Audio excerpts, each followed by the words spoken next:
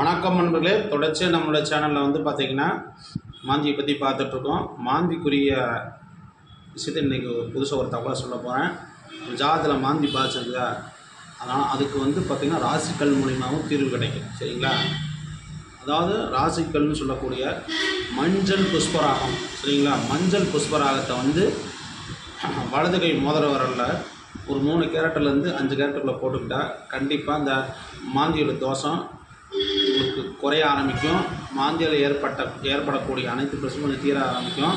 அது நல்லதாக ஒரிஜினல் சம்மந்தப்பட்ட ஒரு கல்லாக போட்டுக்கிறது ரொம்ப நல்ல பலனை கொடுக்கும். மஞ்சள் புஷ்பராகம் கண்டிப்பாக போடுங்க.